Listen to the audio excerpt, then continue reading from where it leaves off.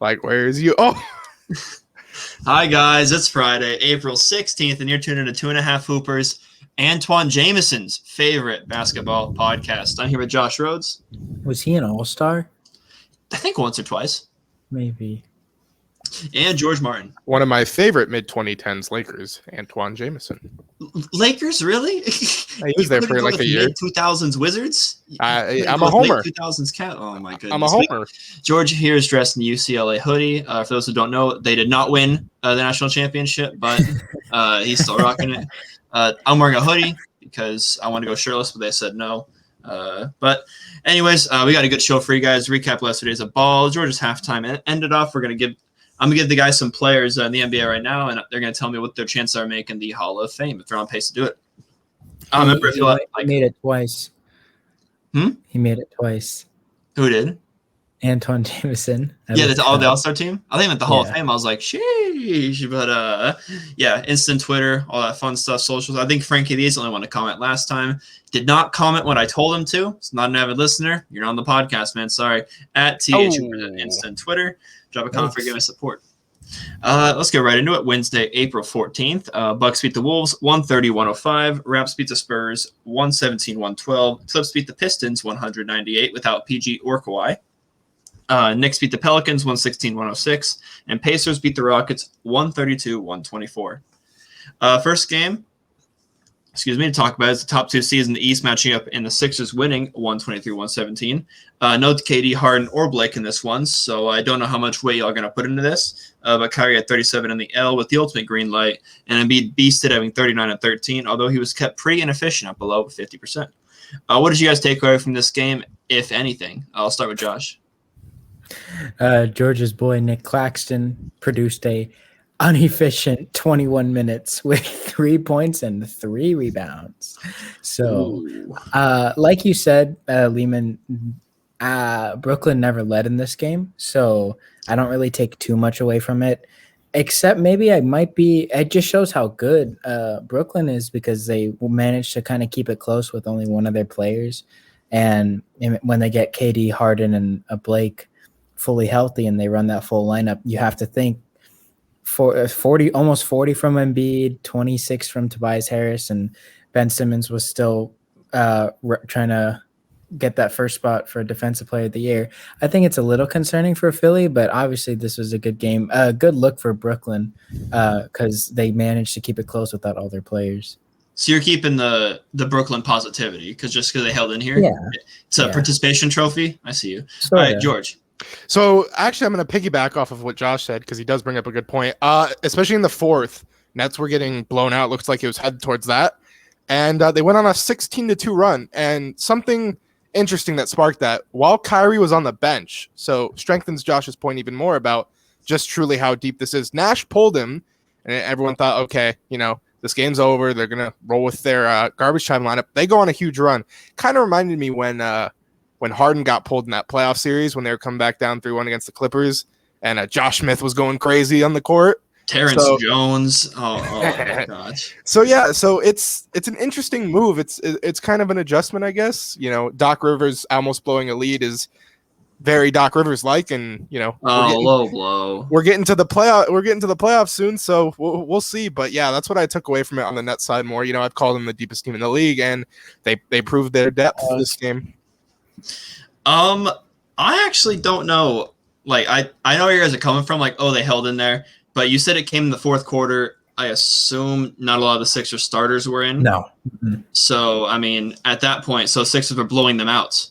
It was headed towards that, and then It wasn't okay. When you say like that, that's very misleading. It was they opened it up a little bit, and you could see it going to be a blowout, but it wasn't like already in that direction. Oh, yeah, I said it was heading towards one. He was correcting me. But one thing I will kind of see here is in this game, watching it and look at the box score now, it was really a 3-man show. Ben Simmons, Tobias Harris, Joel Embiid.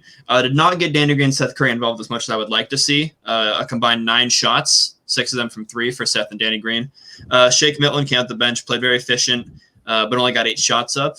And a guy that normally is your kind of spark off the bench, I would expect more than 8 shots. Embiid, 13 for 29. So I said they're missing KD, they're missing Blake, they're missing Harden. None of those guys are going to stop Embiid. So do you guys kind of see this throughout that like when these teams kind of clash in the playoffs, it's going to be Embiid taking 30 shots? I'd hope not, but it might happen. Why would you hope not? I don't know. I feel like you need to spread around the ball more, and especially Ben Simmons needs to create more open shots for his teammates. Like George, he had 9 assists. Yeah, but Seth Curry only taking 5 shots. He needs to have. Well, George, more we've talked about how the perimeter play from Brooklyn has impressed us, especially with Bruce Brown. Why not? Joel Embiid's like the one player that comes to the top of my head where it's like they really don't have like a key definite answer. I mean, for anybody in the East, honestly. Not like DeAndre stopped him, but he did make life a little bit uneasy. He had 40 almost. 13 of 29 is because he had 10 free throws. So yeah, how do you think he got the? So he was hacking him. That's how he was stopping him. 40, almost the whistle, 40. The whistle There's nobody that can stop Joel Embiid in the Eastern Conference. I'm just saying, with DJ kind of made life a little bit uneasy for him. 13 to 29. I don't know how many times. 10 of them are from free throws, and you know how if we really deep dive into this, I mean, Embiid 11 free throws attempted, 29 field goals attempted. That's upwards. I mean, do a little 35 shots attempted, and only 6 of them are threes. This is what I need to see from Embiid if this six is gonna have any kind of chance. I don't know why, George, you're thinking like I pointed out, I like Danny Green, Seth Curry involved for other series, but like Josh mentioned, they got their perimeter play for Brooklyn is not a bad defense. They got some guys, especially like Harden. If he digs in, he has the tools to do it on the perimeter. But yeah, they don't have a stop. They don't have a way to stop Embiid, and I think that's the way the Sixers are going to win this one. Yeah. All right. Moving on then. The Warriors beat the Thunder in what would have been a pretty uneventful game, besides the fact that Steph had 42 on 20 shots, and Draymond tallied a casual 16 assists. This was the second 40-point game in a row for Steph, and if we include Thursday's game too, which we'll get to, he scored 30 plus in the last 9 games. Also, random ESPN stat. He now has the most 3-pointers in 3 games in NBA history. Don't really know who has the most in 2 games. Who knows? Not Steph. But I need a lot of random stats. Y'all have anything to add to them, or just about Curry this season in general? I'll start with George.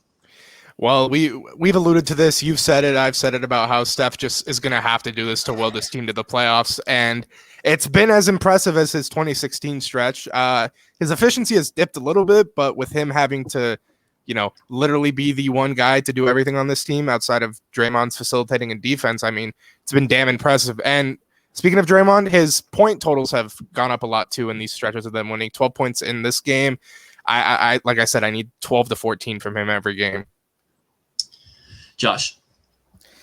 I mean, they had 5 other guys in double figures, so that's also a good sign. Gary Payton the third, 10 and 10. Yeah. 10 minutes, 10 points. South Bay Lakers legend. That's really what they need. We kind of already harped on this. They just need Curry to be the Steph Curry that we've seen and been blessed with for the last 5 years. And they just need somebody to show up. And they got a lot of that. So that's a good sign. So a few things. We'll get to the quick ones first. They just start Kent Bazemore instead of Sexy Kelly? Like, he's just better. Like, Kelly rested this game. Kent Bazemore 15 points and 8 shots. He's solid on defense too. Hits the corner 3 kind of like KCP does. You don't really see him miss. 2, George, where do you stand on? Because you always go back and forth. You go, Steph needs more help, and Steph needs to keep doing this. So, like, where do you kind of stand on this? Because I've always been on that he needs to keep doing this trade, kind of like Russ in 2017. Yeah, I mean, I'm just asking for like the guys, Wiggins and Bazemore and Oubre just to be more efficient and better. I mean, at this point, but earlier you said that they needed other guys. Well, obviously, we're at the point where they can't get anyone else, so now it's kind of transitioned more into all right, you guys just need to step up for Steph, because I mean, he can obviously do this, as we've seen. He's done it over 10 games, but I would just like them to alleviate more the pressure. That's about it. And then third, last one here. Listen to No Dunks, and they brought up a good point. He had 11 threes in this one, and only 16 attempts from 3. When do you guys think he'll take back the record? Because right now Clay has it. It's 14, correct? 14 is the record, so you'd have to get 15 to break it. Why not this season? I think with the demand he has to have for him to win, for them to win games, I think he could do it this year. Do you think it has to be in a close game? Because he got pulled in this one, obviously. He wanted to go back in and all that Unfortunately. funny stuff, I don't know if Steve did it as like a joke, like, keep Clay happy, but I don't think they would risk putting him back in because he is their everything right now. This season, Josh? Playoffs. You think it'll happen in a playoff game? Or a play-in game? Play-in, maybe. It wouldn't count. It wouldn't count. That's true. Really? Because it's The not. stats don't count. That's the joke. It does. The stats really don't count. That's crazy. Me and Josh always talk about that. What if De'Aaron Fox drops 110?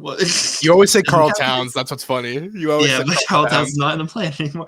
Enough Warriors talk. Game of the night was an important one. It's 7-8 seeds matched up, and the Mavs beat the Grizzlies 114-113 thanks to a Luka Magic buzzer-beating floater. 3-pointer, that is. Luka led the Mavs with 29, while Valanciunas killed Porzingis in the L, dropped to 19 and 16. George, take me through the last few plays, and was this a lucky shot by Luka? What is this, Mickey Mouse game winner? No, I mean, hey, all-time greats have crazy, shots. Kobe has that ridiculous bank over D Wade when he won that game. But on my birthday. Thank you, Josh, for adding that fact. But anyways, like happy birthday, Josh. Thanks. That was really cool. It was the best gift I've ever gotten. Anyways, late game, Grayson Allen was really, really good for Memphis in this one, and he came down. He's a 91% free throw shooter, I believe. Oh, God. Oh, I hope no one heard that because my voice just cracked, but smoked both of the free throws, missed them, and then Luka were you smoking before the pod? What was that? That's you. Not me. That's you. And comes down, missed both free throws, and then they call timeout. Luka comes up, makes the game winner. But, yeah, really impressive. They needed this win to stay in that 7th seed because, big play-in implications where they need to win 1 instead of winning 2. But, not much more I can say. Luka Magic came through. Josh, do you believe in the broadcaster jinx? Because it happened here. They put the graphic up. Grayson Allen. No, as long as Tony free throw Romo is broadcasting for the NFL, it doesn't exist. The broadcaster jinx doesn't exist. It doesn't. You also jinxed it, Lehman, in our group chat. You jinxed it. Well, yeah, but so I was so upset because they managed to clock horribly the Mavericks. They were down by, I believe it was 3, and they got Luka drove the basket with 5 seconds left, and he put up a shot. He makes one of the 2 free throws, so he choked the clock management, and then he also choked one of the free throws. And then they got bailed out, and then Luka hit an insane shot. And you got to give credit where credit's due in that sense. Big implications here. We had the Mavs complaining about the play-in tournament, and now they might be able to avoid it. They're 1 game back from the Blazers, and the Blazers are slipping. Who gets that 6 seed? Is it Blazers? Is it Mavericks? I'm going to take the Mavs on this one. You gonna ride the hot hand? Why not? Josh? Front running per usual. No, I'll take Portland. You'll take Portland? They're gonna steer it back on track. I don't have the schedules up, but I think the Mavericks have a decently easy schedule comparatively. So that's gonna do it for that game. And the Nuggets' first game since the Jamal Murray injury, they beat the Heat 123-106. They were quite impressive in doing so. 5 players scored 15 points or more, led by MPJ, who had an efficient 25. George was texting me about it. Jimmy only took 8 shots in this one, and it was another case of not enough offense. What did you see here, George? Yeah, I texted you about this. I'm kind of worried about their ceiling at this point. If they're absolutely fully healthy, I think that defense is going to be really terrorizing. But in a conference where, and especially right now, you're talking about Miami, by the way, right? Yes, I am. They're sitting like 8th, and I don't know if they can climb back up because they're dealing with a lot of injuries. And they're looking at first-round matchups with either Milwaukee, Philly, and Brooklyn. And those have 3 really good offenses. And I just Milwaukee. You say that, but I don't know if their offense can keep up. And Giannis is on a different level this year than he was last year. We say that every year. Okay, but they also have Drew, too, who's a way different piece that the Bucks have ever had in the playoffs. But getting back to my point, if they match up with either Brooklyn or Philly, I don't really have hope in their offense, outscoring them. And I know their defense is great. It's one of the best if they're fully healthy, but the offensive struggles have been there a while. This hasn't been a slump thing. This has been since like February. So I don't know. I'm kind of nervous with them. I want to know what you guys have to say because I've been here for a little bit about their offense. Well, so before I let Josh get this is another game without Victor Oladipo. I don't know how many he's missed in a row, but we talked about them last pod, and I guess it's not just to kind of rest on back-to-back things. I think he's actually battling maybe a nagging injury. He hurt his knee against the Lakers coming down from a dunk. Oh yeah, he tweaked it. Okay, so it's still without Oladipo, so that raises their offensive ceiling quite a bit. Josh, where do you stand on the whole Miami take that George had? I don't think that was the reason they lost this game, because I'm looking at the field goal percentage. Only 2 of their players shot under 50%, and that's Hero and Bam. Hero struggled bad. Yeah. But I think the Nuggets just played a good game. They kind of plugged in Monte Morris, who's kind of been their underrated backup point guard. He does a lot for them that we don't really realize. And they have Jokic, who's who can still be a primary ball handler. This team, it sucks to say, or it doesn't suck to say, but it's not as bad without Jamal Murray as we think it is. Because they're just so loaded. They just bring in the next guy. Obviously, his impact is missed, but Monte Morris isn't a terrible replacement player. And then Nikola Jokic also picks that up. Yeah, we're going to see the death of efficient Nikola Jokic. The triple-double is going to be up. The efficiency is going to be down. And then also, he's only 2 people shot under 50% from Miami. Don't try and hide Dwayne Dedman like that. 1 for 4, 25%, your guy. My apologies. That's 3 fine. players. And then, you mentioned Monte Morris, kind of like their secret weapon. Another guy, PJ Dozier, who... Dozer. Mike Malone, he loves him. He loves him. And JaMychal Green. JaMychal Green got big minutes today. And PJ Dozier, 28 minutes. JaMychal Green, 19, who was supposed to be the Jeremy Grant the replacement. Didn't work out like that. But yeah, do you guys think? I mean, have you changed your mindset, George, since last podcast about kind of the Nuggets? Because I think we had them as a first round exit last podcast. Well, looking right now, they are playing the reigning champs come round 1. So unless something changes, it might be that way. But yeah, because I think Jokic is going to have to take on a lot more of the load that he was doing earlier in the season when Murray was not being very well, and they were staying afloat. I mean, they were like 7th seed, but they eventually got back up to 4th and 5th seed. So I think he can do it. He's going to have to go back to that 26, 27 point per game guy. I know he likes being at like 20 and facilitating more, so he can do it. Like you said, the efficiency is going to drop, but I think, it's going to be matchup permitting, but I don't think they're as bad as we made it out to be last pod. Josh, bring us home here and kind of give us your thoughts on the whole impact that Jamal Murray injury has him, because you weren't here last pod. Tell me kind of just what teams you have above them, what their ceiling is for the playoffs, and all that good stuff. Ceiling is the Western Conference Finals. Nikola Jokic is just so good, and as long as they get efficient scoring from Michael Porter Jr. and Will Barton keeps playing two-way, I think that their sky's the limit. I'm a little bit going to be less of a homer here. If the Lakers don't come prepared, the Nuggets could easily knock them out in 5. Like, this isn't even like a 5. Oh. If they don't come ready. Like, I haven't seen Anthony Davis play at a super high level this year. He's been hurt the whole year. LeBron ages. I mean, obviously I'm going to regret saying that, but there's only so much he can do. If they don't come prepared, it could be 5. I do have Jazz, Suns, Clippers, and Lakers still ahead of the Nuggets. But I do think it is very possible. They're not really out of the running. They kind of just get knocked back a little bit. So, and you have them staying top 6, right? They're going to play. They'll stay in that area. So we're kind of on the same page, except for like the ceiling, because I don't know if they can knock off the Lakers in 5, but I'm not going to let George respond because I'm not going to let him. But he looks upset. To end off Wednesday, I do kind of want to do a speed run here to catch you guys up on the play-in situation in the East.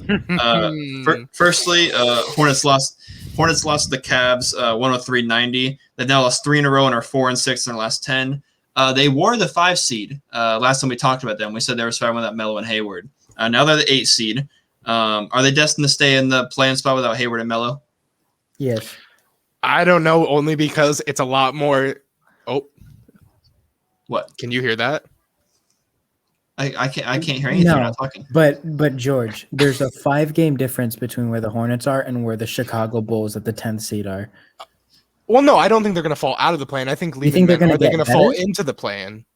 So the the Miami eight, Heat, New York Knicks, and Boston. they're the 8 Celtics seed are right now. in. I was asking, do you see them being playing or top 6? Because they're not falling out of the playoffs. I see them being playing only because right now they're missing a lot more than just Hayward and LaMelo. It's like PJ Washington, Rozier's been hurt, Devontae Graham's not playing tomorrow, so it's a lot. And obviously, like, it's just also hard to say because in 2 weeks they can get those guys back, and then boom, after 3 games they're already up there. But I'm gonna say playing for the sake of the argument. Anything there, Josh? No, I agree with him. Then I'll let you lead for this one. Raptors and Wizards got wins while the Bulls lost their 4th in a row and are now 3-7 in their last 10. And cherry on top, they lost Zach LaVine to COVID protocols. It's looking like 10 to 14 days. What do you make of this 10 seed race, Josh? I'll give you the stats right now as of Friday morning, Thursday night. The Bulls are 1 game ahead of the Toronto Raptors, Washington Wizards, who are tied right now.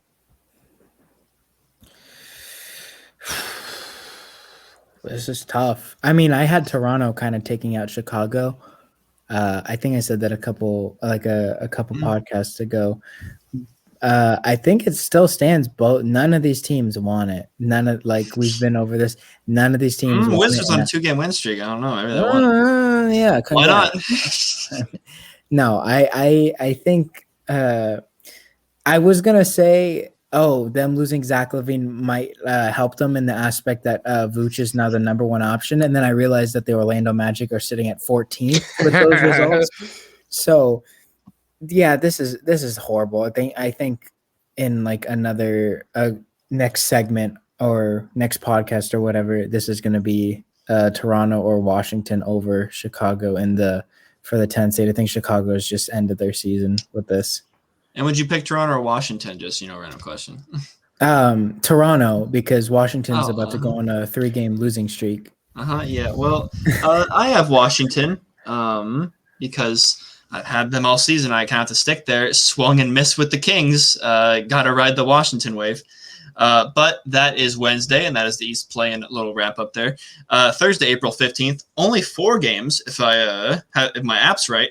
Yes. Warriors beat the Cavs 119-101, and Suns beat the Kings 122-114. And with every Kings loss, I grow a little sadder. 9-game losing streak. It's not the win 6, lose 6. It's lose 9, and who knows what's going to happen. Free De'Aaron.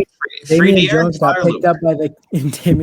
picked up by the Kings and then got abused by DeAndre Ayton. The guy cannot catch a break. Ayton has been very underrated this year. He's that floor raiser. If we did top 10 centers, it'd be interesting. I wanted to see where you guys would put JV and where you would put Ayton because they've been very underrated this year. But yeah, first game we're gonna talk about from Thursday. Bucks got Giannis back and took on the Red Hot Hawks and came away with the W. Final 120-109. Giannis only had to play 25 minutes due to a 12-point Bucks halftime lead and had 15. 7 other players scoring double figures for the Bucks in a game that just seemed really easy for him. Trey had a horrible game, going 3 for 17. 3 for 17. Yeah, you heard that right. But Bogey picked up the slack as usual, 28. Takeaway from this one, so I'll start with George. Yeah, so that Trey stat line you read was because Drew Holiday was his primary defender tonight. And 1 of 9 on 7 of 9 shots contested and 5 turnovers when Drew was guarding Trey. So he had him in absolute That's strictly shackles. Drew? That was the Drew. Yeah. Oh, my goodness. So of his 17, 9 of the shots came on Drew, and he went 1 of 9 from them. But silver lining here, PJ Tucker came off of the bench, really, really efficient and effective for the Bucks. And if they can get this type of PJ Tucker, which we know him best, he'll be really, really damn good for that defense. He was a plus 12. I love the plus minus stats because his offense was just, he had 8 points, a few rebounds. That's nothing great, but his defense was really, really good. And they slowed down the Red Hot Hawks, held them to 109. Josh. I hate the way Trae Young plays basketball now. It sucks. This is not the Trae Young that we watched in college and in high school. Not even his rookie year he was really doing this. Now he's just becoming like a foul hunter, and this isn't going to work. Like this is a big thing that I guess we haven't really talked about. They're the 4th seed, but when they get to playing these like tougher guys in the Eastern Conference, like the head honchos, like that big 3, even Boston, like they're like Marcus Smart and the defenders are educated enough. They're not going to. I would take Boston over Atlanta in a heartbeat. Yeah, oh yeah, I would too. I take Miami over Atlanta. Like the thing is, like these defenses, especially with the high notions, they know what they're doing. And when Trae Young tries to do these foul hunting, like these ridiculous moves that won't work, they just crumble. For being a Steph Curry wannabe, Trae Young's sure doing the opposite of what Steph Curry is doing. Steph Curry has no help if we're going to go the George route, and Trae has Clint Capella 16 and 16, Bogey 28 on 20 shots, Kevin Huerter 16, 7 for 11. Solomon Hill gave him 18, and he can't. I hate Solomon Hill. Like I mean, if Trae Young doesn't get free throws, him and Lemon Pepper Lou same points. Ridiculous. That's not what we want. Yeah. Do you think this foul hunting thing will continue for one, the rest of the season, and two, do you think he'll just drop it next season? It's not working. It's not working at all. His foul hunting is almost as bad as his defense at this point. It's cringe. I know that the refs are trying to get rid of only primarily the where you jump and then like flail to the side, which I know he does, but I know he likes to do that thing where he gets them on their hip and then just falls forward. So I don't know if they're going to fix that, but I mean, it's going to get to a point where people are just going to get really pissed off by it and just, I don't know what they're going to do to try and stop it, but we'll see. I blame Chris Paul for it because he was just do that half court, like you get the guy on his back and then just fall forward. Yeah. Yeah. And it'd be a non-shooting foul. And now Trae Young's trying to get free throws out of it. And he's ruining this beautiful game. Steve Nash said it best. Steve Nash got him in his head. Last game that we're going to talk about here, the classic Celtics-Lakers rivalry was tainted in this game where the score depicts it closer than it actually was. Final 121-113. Celtics had a 27-point lead. Yeah, Mickey Mouse Celtics victory. Larry Bird's rolling in his grave. Larry, what? When did Larry Bird die? What? Huh? But yeah, I say that Celtics had a 27-point lead before the Lakers stormed back to cut it to 7 in the final 2 minutes. Lakers missing a lot of key pieces, while Celtics missing Fournier. Still a good win for the Celtics and Jaylen Brown, who had 40. Celtics has now won 6 in a row. We're at 8-2 in their last 10. What say you, Josh? This isn't a Danny Ainge good thing. It's a player's good thing. George, super cringe. Only two starters for the Boston Celtics played over 30 minutes. No, this is kind of a loss. Kyle Kuzma, not good. We'll let George go to the Lakers side. Lakers on this one. Lehman said you volunteered. Me and Josh are going to give the Celtics 6 praise, and you can have 30 seconds on the Lakers. We'll let George talk about the Lakers side. We talked about how good Boston can be if they make their shots, and Jason Tatum kind of struggled a little bit, but he didn't have to do much because Jaylen Brown missed 3 of his 20 shots. I like Boston is such a hot and cold team. It's really hard to gauge how good they could possibly be, because sometimes I'm thinking like they can really just go like 5 out with certain lineups and just beat teams off their shooting, and then other nights it's like, wow, they need every single thing that's not named Jason Tatum and Jaylen Brown. Like they need everything to be retooled. It's very inconsistent. I don't really know how to gauge it, but this is one of their better games, so I guess we can just take it with a grain of salt. Josh, are you a Tristan Thompson guy or Robert Williams the third guy? It depends on the matchup. I typically like Tristan Thompson for more regular season matches, but Robert Williams is a very sneaky package that kind of, he's like a Swiss Army knife for them, I would say. Yeah. So which one? I think they'll benefit more with Robert Williams in the playoffs. Okay, that's the right answer. They were missing Robert Williams third in this one, so I don't know who they prefer.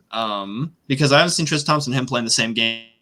But yeah. Pritchard, it's just another Tice Thompson. We're going to see him start next to each other in the playoffs. One thing still, not a whole lot of production from their bench, but 6 games in a row. Tatum had a 53 bomb. Jaylen had a 40 bomb.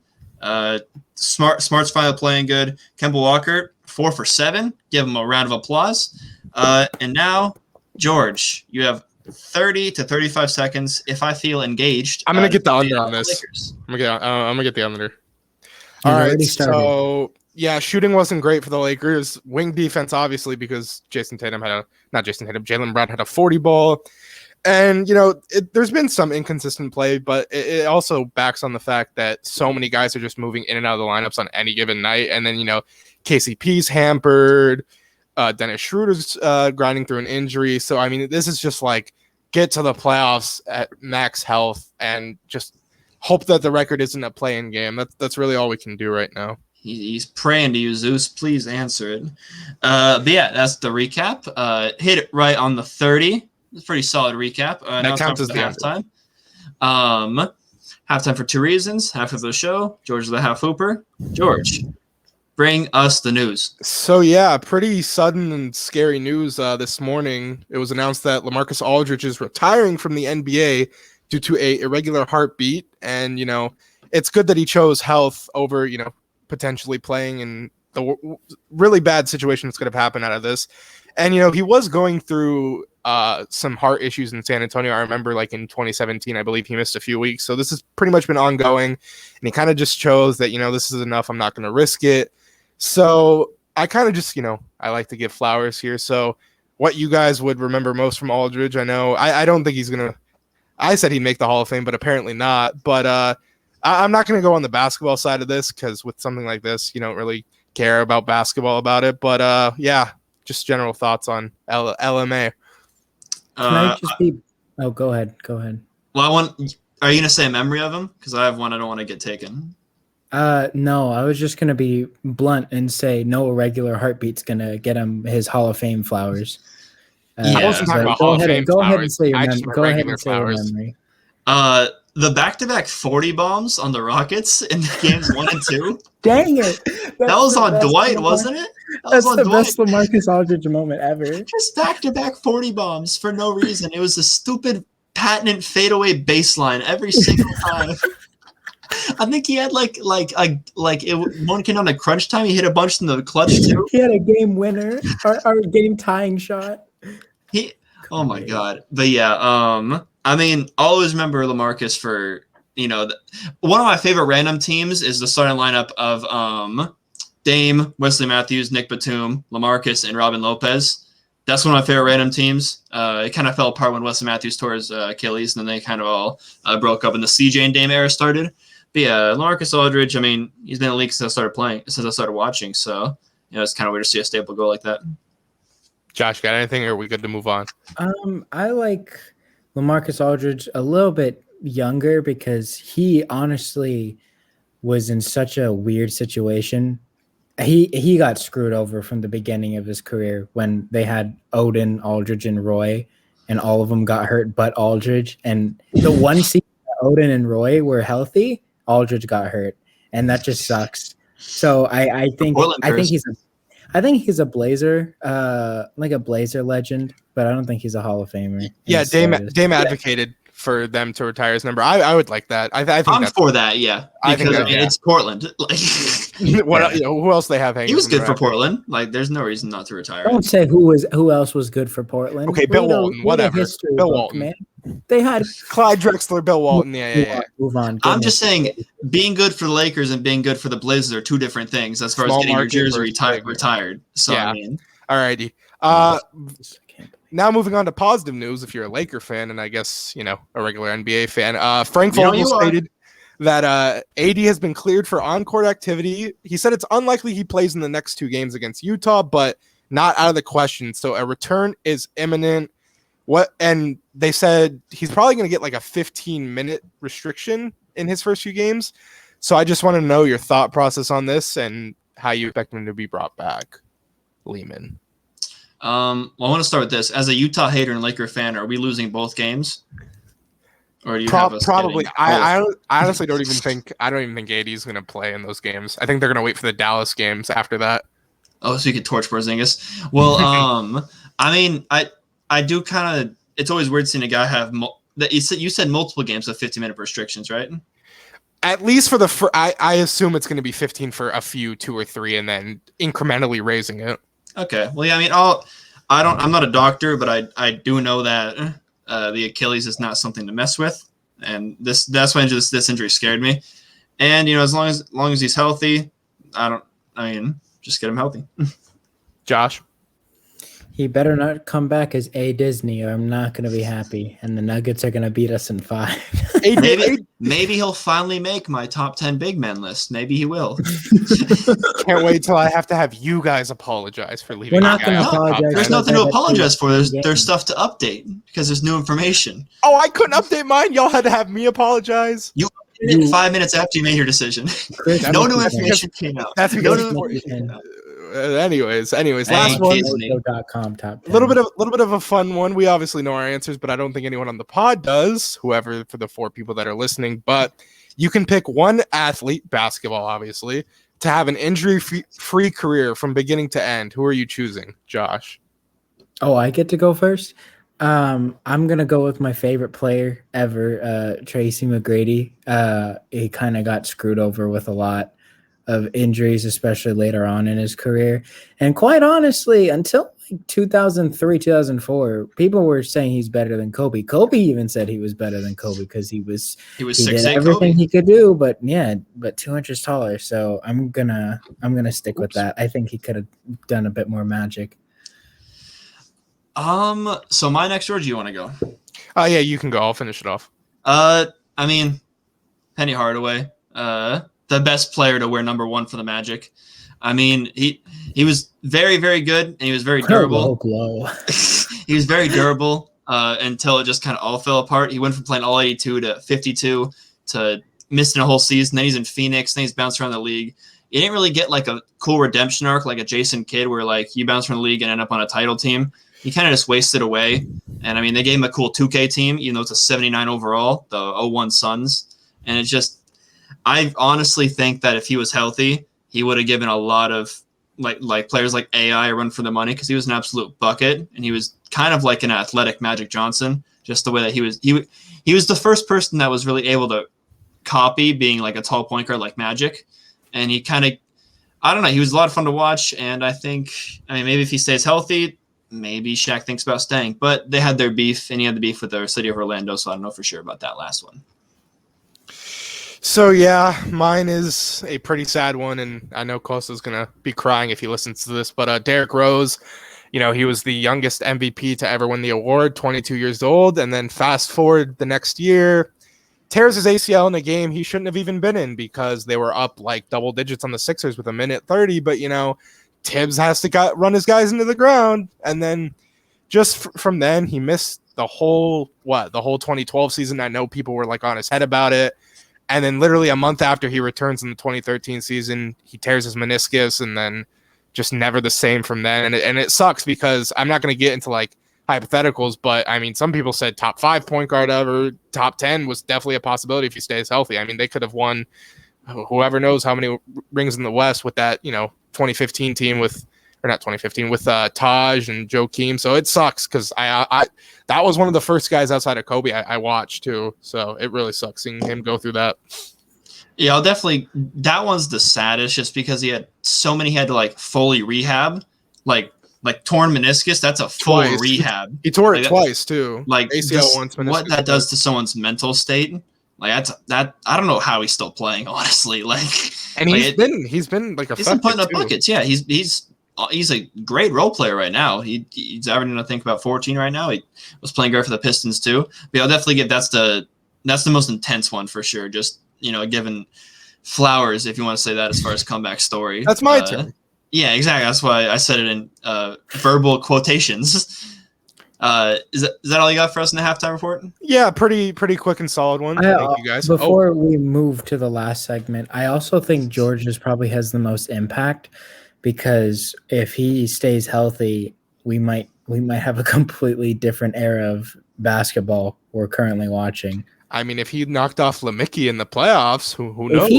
If he just never lets Steph Curry be the number 1 point guard. Him and Steph would have had an insane rivalry because it would have been 2 clashing styles. You would have had in the West, they're saying bring on the 3-point revolution, but D'Lo's still leading the league in points in the paint. That's what I always think about is like that. But yeah. Do you think T-Mac, he never got past the first round healthy? I think Grant Hill's more impactful as far as health-wise for Tracy McGrady. One other player on those Houston Rockets teams beside Yao Ming and Tracy McGrady, man. They had nothing. Steven Franchise. Francis. He was not on the 1 year they were really healthy. They went 27 games in a row. Come on, man. You know why we've played the 2K game. Bobby Jackson's on that squad. Shane Battier is on that squad. Well, I know I could name them for days, but that's not the segment. It's segment of halftime, and it's over. Now we're gonna end it off here. Mentioned in the little intro in honor of LaMarcus and in honor George didn't get to mention it. Michael Jordan's speaking for Kobe's Hall of Fame speech. That'll be a nice little moment. We're gonna make this last little section Hall of Fame themed. I'm going to give you guys some current players, and you tell me. We're not going to do if the NBA ended right now, if they'd make the Hall of Fame. Okay. You tell me if you think they're on pace to make the Hall of Fame. I got 6 guys here that I think are locks. Josh, we were talking about this before. Let me know if you don't think they're locks. I think George will agree with me on these. Bron, KD, CP3, Harden, Steph, and Giannis. Yeah, Giannis is definitely on it. Yeah, I think if You agree with Giannis, Josh? Yeah. As a lock, I think the top 5 are locks, but Giannis is he's on pace for sure. Yeah. You think he's in the top echelon of he should have been the one below. He's not a lock, but he. Yeah. Okay. Well, okay. I think this is another guy who's very much on pace, top echelon. Kawhi. I think Kawhi's more of a lock than Giannis is for sure. I disagree. He's got depoys, he's got Finals MVP, is the more important MVPs, but he's the greatest Raptor ever, and he was there for 1 year. Kyle Lowry is the greatest Raptor ever. I agree. I kind of forgot Kyle Lowry's How can you? second grade. And he looks the greatest best Raptor in their shorts. Second Hey, yo! greatest Raptor ever. So Kawhi. Yes. I would say so. Yeah. Okay. Yeah. He fits your criteria. Embiid. He Got to needs take into this account season so health. bad. Got to take into account a lot of I things. can't with the health. I don't know if I could say because he doesn't have the accolades or anything. But do I think if he stays fully healthy, is he on the trajectory? Yeah, but with those injuries, I don't know. It's kind of weird for big men getting into the Hall of Fame because normally it's you score 20K, you're in. Mitch Richmond is the bottom tier, and Embiid's better than Mitch Richmond, but it's weird for big men as far as that. Josh, what do you think? No. He needs the Bill Walton year. That's it. Yeah. He just needs the Bill Or he Walton sweeps the awards and then he could just get injured the rest of his career. Then doesn't matter. No. This if could he have been wins the it- year if he I stayed think healthy. I'm gonna say yes, he's on pace just because Philly's my favorite to make it out of the East Okay. right now. I think this. I kind of made them out of order, so this one's kind of out of place. Melo Anthony. Yeah. Yeah, especially because Okay. Hall of Fame is also college, and he won a natty at Syracuse, so definitely. I think did he win 2? One. Or no, he has 2 gold medals. Gold medals and yeah. Kyrie. On pace, yeah. Why do you? We knew it was on pace. Why'd you have to convince yourself? What do you mean? I on pace, yeah. I keep Yeah. in my head, I keep going, if it's ended right now, what would he need? But he's on. Well, what I does he think need? I think he needs the 'Cause ring. He's not getting an MVP. He's not getting a Finals MVP. I think he gets a ring in the next 3 years. So yeah, so I think he's a polarizing enough player, and he has enough stats individually. He doesn't need the accolades as much, just because he's kind of just a key piece on important teams in NBA history. Yeah, I think that's where he gets it. If And you he take gets, away I think he has the gold Iverson's- medal too, doesn't he? Yeah, if you Yeah. take away, he's kind of like an Iverson type player. You take away, skill set. Iverson being the leader on his team because Kyrie isn't. He basically has the same stats and he has the same cult following. Yeah. Jeez. Damian Lillard. I don't know. I don't think so. He doesn't have the accolades, but he also has the love and the I don't know, Portland Hall of Fame, sure, but Naismith, I don't think so. He might be the greatest when he retires. He might be the greatest Blazer ever, but he's not on pace for the Hall of Fame. A. Disney, otherwise known as Anthony Davis. I will say yes because I think he has an MVP and eventually a depoy, which he should have gotten. Plus he has a college ring. When is the MVP? I think he can do it. I think he can do it. think his second half is going to really define him for his career. And his second half of his career, Once LaMickey is gone. his first half of his career has been plagued by injuries. And you think as he gets older, that'll stop and he'll win an MVP? I mean, I think he'll get a Finals MVP, which will be just as good. But Is he going to win one without LeBron? I think so. I mean, Rob Pelinka we trust to get him a competent team. Josh, post a Disney, yay or nay? On pace. He said yes for Embiid, but not AD. Interesting. That is AD, true. AD has way better accolades so far. I Plus will a say, college ring. yeah, he's on pace, but I think I agree front with run. Lehman. Well, no, I think Lehman hits it on the nose. His second half without LeBron's definitely gonna make his make or break his career for sure. But if it's the same thing that we saw in Pelicans, no way. Okay, so now we kind of get into the nitty gritty. Okay. And there's specific things you got to think about. Russ. Yeah. Yes. Jimmy Butler. Ooh. No. Ooh.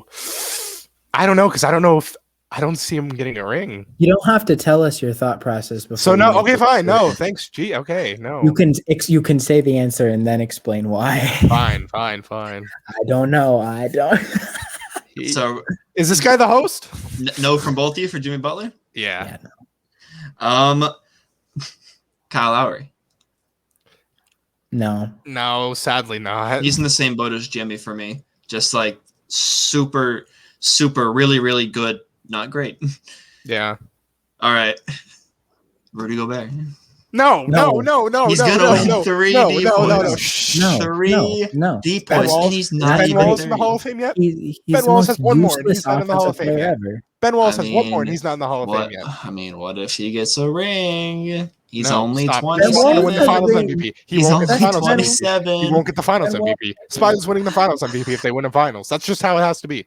Well, I thought he was more valuable than Spida, as last year Rudy said Gobert. from you Rudy both. Gobert. Oh my God. Did you see Rudy what Gobert Spider is did in the good. first round? 50, 45, 50. And he's not on Josh's top 5 shooting guards. So, Worst. How is he?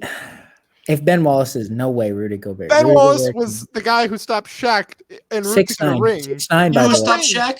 The McDouble deal from Mickey D's. That's what stopped Shaq in 04, all right? I don't want to hear someone stopped Shaq. I don't want to hear that. Ben Wallace did. He did. No, he didn't. 40 points and he's not Watch in The it. penny 5 savers to Wendy's. Five Stop games. Shaq. 5 games. He He has needed 40 5 points and games. he's not in yet. Oh my Rudy God. with 2 is not getting in. All right, now we have some fun. Luka. Yes. Yeah. Zion. Yes. No. Oh. Okay. One guy I didn't really know where to put him. Probably belonging to the upper tier. Joker. Yes. Yes. Just because he's so different. Yeah. And that I think he's going to get an MVP and eventually a ring. Okay. I'm You confident. got a lot of guys getting rings. You got predictions up to 2026? I mean, dude, Jokic is only 26. He has like 10 George more does years. have the history book, so I would not. George has the sports almanac from Back to the Future, actually. It's all up here. He has Remember that. It's all up here.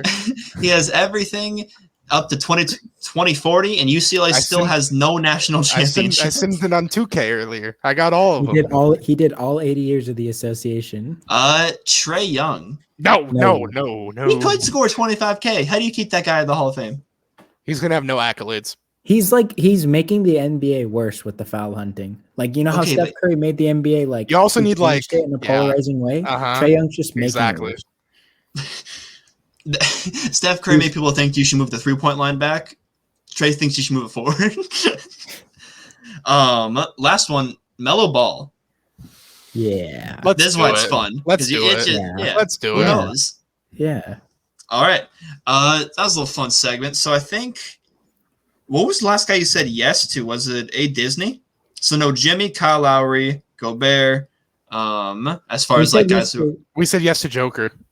Joker, we say yes to Luka. those were like, Those are like the oh, fun just like throw in. fun. Yeah. Joker Yeah. should have belonged with it, like the Embiids and stuff. But I feel like Joker's 22 just because how he looks and plays and stuff. But he is 26. He's pretty mature. Look ahead time. George, did you remember? No, I didn't, but I just did. Clippers versus Sixers, 6 p.m. or 6 p.m. Central. I don't know what time that is for you guys. 4, whatever. But yeah, battle of two of the top seeds in each conference. Just want to see, Doc versus his former team. See what happens. It should be fully healthy, besides like Serge and a few other guys. But yeah, I'm excited for that one. For the viewers listening, don't let him fool you. He was reading off his phone. That was not off the dome. I was looking for the time. Relax. Joshua. Steph Curry and the Red Hot Warriors are going to head up. I should say Red Hot Steph Curry and the rest of the Warriors are going to head up to Boston. In the Funky Bunch. Face the Celtics. I like watching Marcus Smart guard really, really good point guards because that's fun. And watching Kemba just sit in the corner with the other guy that they put at the 2 is hilarious. Big expectations. Both these teams have kind of been playing really lights out offensively, so it'll be interesting to see who steps up on the other side of the field, or if it's just all offensive firepower and whoever just scores the most wins the game. Yeah, a lot of good games this weekend, but only one right pick for look ahead. It's the next Pelicans, ESPN National TV. Early game, probably going to miss the whole thing, Sunday, 10 a.m. I do not have service. Oh, then. You're opening. You're opening for work, right? Is that Palm Sunday or is that some other time? Easter pass for a majority of the people. So, oh, well, yeah, Georgia's special. His Easter Orthodox Easter is not until May. Well, April 16th. Happy Good Friday, everyone. That's going to do it for tonight's episode. Thanks for watching or listening. And if you like what you share, make sure to follow us at THHoopers, Insta, and Twitter. I guarantee you'll get a response because apparently I'm never lacking without my phone. George has given up Twitter. As far as our account, he's still subtweeting at NBA Mary, but the THHooper account is dead. On Twitter, on Instagram, I got post noties on. I'll respond to each and every one of you as long as it's not asking if you can get on the podcast. Because Frankie, I don't think StreamYard allows 4 people. I'm sorry. Thanks for being an OG. Take care, everyone, and